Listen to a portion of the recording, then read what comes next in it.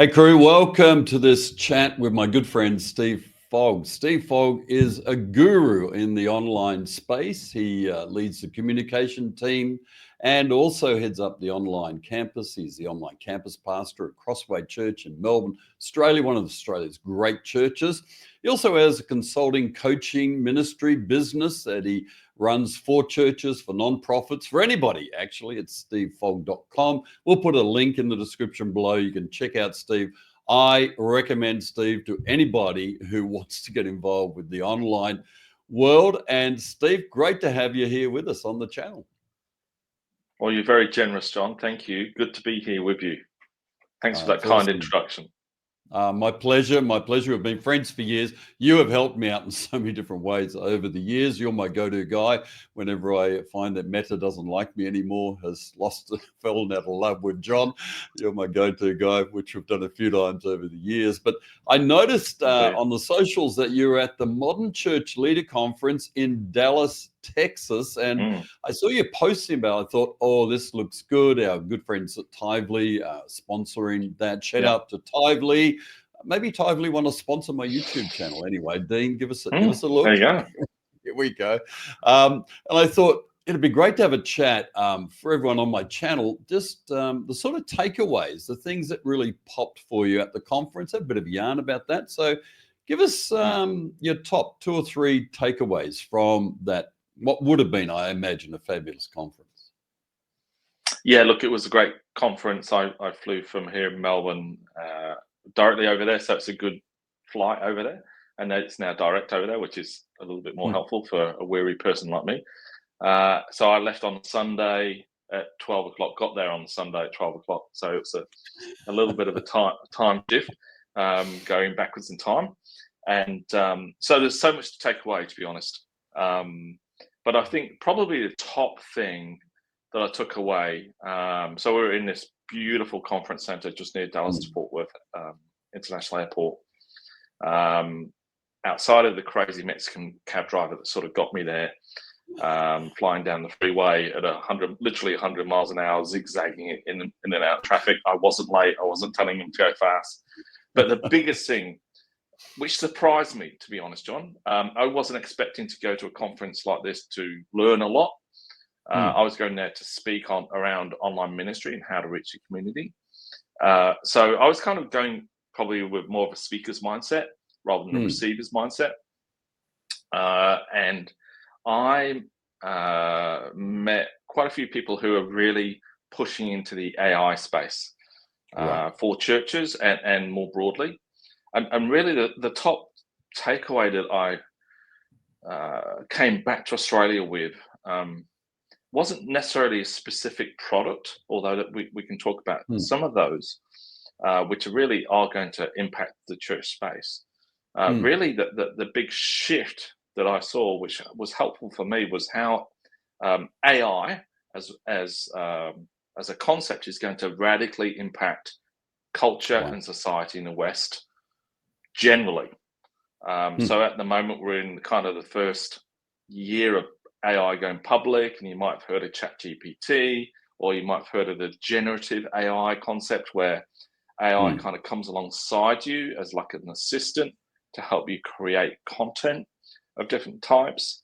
And as we can talk a little bit about that, but really the big takeaway was millions and millions and millions and millions of jobs that are here today are not going to be here in 3 to 5 years' time. Wow.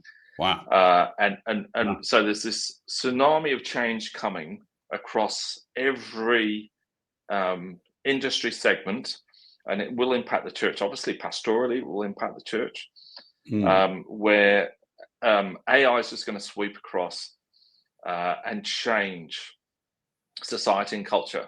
And that's not to go, oh, that's a bad thing. If you're old enough like we are, you can kind of go back to the late 80s and 90s and think about when car production got automated and those robots came in and everyone had fear factory, of automation destroying everything. But what it really did was reimagine everything. And I think that's really what's going to happen in this next 5 to 10 years. There's a timeline. Some people are saying 2 years. Some people are saying 5 years. Some Wow. people are saying 7 to 10 years, depending on which niche you're talking about. So I was talking with a colleague who's based in Australia. They lead a very large accounting practice. And just to give you an idea of the profound impact that AI is going to have, one of their key roles that they're looking at AI replacing is in the auditing department. They do auditing for major companies, and they have a team currently. I think it was around 30 people who just focus on auditing. They said they're going to replace that with 2 people. Oh my goodness! And that's within the next 2 years. So that is the transformative impact. Wow. For some people, they're just going to be out of a job and going to have to reskill. Wow. It's interesting. I'm sorry, I'm bumping in here, but you talked about us being the guys from the 80s and 90s. I mean, you and I are old enough to remember a life without the internet, definitely without smartphones. But I remember the 80s, 70s, no internet, none of this communication. And the internet was life-changing completely and utterly for the planet. Do you think the AI transformation revolution that's going on at the moment, do you think it's at the same sort of transformative level globally and across our lives? Do you think it's up at that level? I think it's much more profound than that. Yes. Oh my goodness, that is huge. So the big takeaway, and again, you can kind of go down the rabbit hole a little bit too far sometimes, but what we were talking I was sitting having lunch with one of the speakers. Her name's Julie McCoy. That's all she does is AI. She was running a copywriting business. Employed 100 people. She sold it because she saw what was coming. That copywriting business now has 2 people in it. So it's coming quicker than we think. Right. And she now runs a company called First Movers in AI. And really, so they've literally got clients coming, into next year. But really, if you think across every white collar job, really that requires a repeatable function, so traditionally we would call this machine learning, where a machine will pick it up and would learn and kind of do it. AI will probably take that task. So if you think in your bookkeeping, we all hate that sort of bookkeeping.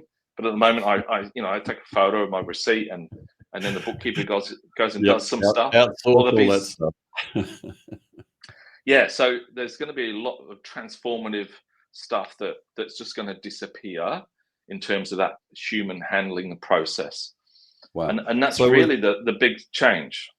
Yeah. Was there levels of faith or fear or concern or joy, or was it a sense of opportunity or dread in the conference? Because there'd be guys like you at the conference who go, oh, wow, opportunity. Was there also a sense of overwhelm or dread that going on in people's minds, or was it speaking to the choir almost? Look, there's a little bit of speaking to the choir aspect because it was a technology conference. Right. I think really that because most of us can't see it yet, there's probably a bit of both, in all honesty. But I think especially us as church leaders, yes, we will see impact in terms of kind of that shared services that every church has. But really, it's going to be the pastoral impact on the front end that there's a season coming. And depending on which kind of timeline you follow, some people say that, if you think about industry, taxis, cabs, couriers, and you've already seen it in the States with Uber in San Francisco, where it's driverless. So that will be the longest timeline they're predicting, where most major transport will be unmanned vehicles. Yep. But we'll have the longest lead time just because of the form factors that are involved. So it's really on the pastoral front where some people say it will sweep across all of those sorts of jobs. The moment that surprised me was, well, actually, all of the trades are going to be mostly much more unimpacted because you need that hand-eye coordination, you need touch, you need stuff which AI can't do. So when we talk about AI, it's just those kind of the same sort of intelligence that you and I have. That's really what AI is. So for those that are watching going, what is AI? It's really what we do and our kind of IQ, if you like. Yeah. Yeah. Then we go into something called AGI, and then we go into something called ASI. And so the three kind of parts to the whole, which are moments that we're coming into in terms of, so we remember you and I, Web 1.1, Web 2.0, Yeah. Yeah. and we kind of Yep. move through that. But really, we're kind of moving into different seasons. So Yeah. AI And really is kind of very specific. it's interesting pastorally thinking about this. Your tradies, like your plumbers, your electricians, your builders, they're going to be fine. Unless we get to the point somewhere down the track where a robot can come and fix your toilet, which I guess will come maybe one day, but I don't know. But I think pastorally, you've got to think about the impact upon your people in terms of that fear, Yep. uncertainty, all that dread that came with various things. We've lived through the Y2K sort of chaos, all that sort of thing 25 years ago, unbelievably. Hand that pastorally. But where do you think this is really going to help pastors in their actual day-to-day work? Where do you think, because at the moment, you're probably using AI like I am as a smart intern, helping me write some content. I'm not talking about sermons here, but content that I'm tweaking and adjusting, taking my videos, turning them into blog posts, with a bit of input from John, but it's basically using my content. So I'm using AI pretty well every week, no doubt, for content. But where do you see this heading in terms of, you're a pastor, you're involved with church communications. Where do you see this really helping pastors in terms of their kind of week to week, month to month pastoring of their church? Well, there's a couple of things. It's actually an opportunity. If you think about all of the shared services that we just talked about, there's actually an opportunity to save some money. So there's an opportunity to reorientate some of that into actually ministry, quote unquote. So there would be some cost savings there. I think that's a good thing. And on the flip side of that, really, we're really in that season of generative AI at the moment, where, and for those who are not familiar with that, what you just said, John, it's really helping with a headline. It's really, to take one use case example from the conference, there's a product out there called Pulpit AI, which is really, you can upload your sermon video into Pulpit AI, and what it will do is transcribe your sermon. Then it will, again, this is from your God-inspired sermon that you've believed the Holy Spirit's been talking to you about. It's not there to replace it, for all of those who are getting worried about that. But then what it can do is bring out discussion questions from that sermon. Wow. Then it can give a summary of that sermon. Then it can bring out the key points of that sermon and turn it into a social media graphic. So really, for those of us who, and it's now got video clips as well, so it can bring out those main points in a short in there as well. There's another product out there called Sermon Shots as well, which kind of does the same thing. So they've each got kind of strengths and focuses and weaknesses. I'll put some links in the description for both of these products, because I think that, one of the things I used to hate when I was pastoring, hate's too strong a word. One of the things I really didn't like doing when I was pastoring, Steve, is trying to write small group discussion questions from my sermon. I love preparing a sermon, love preaching, and then occasionally, can we have some discussion questions? And I would go, oh no, seriously?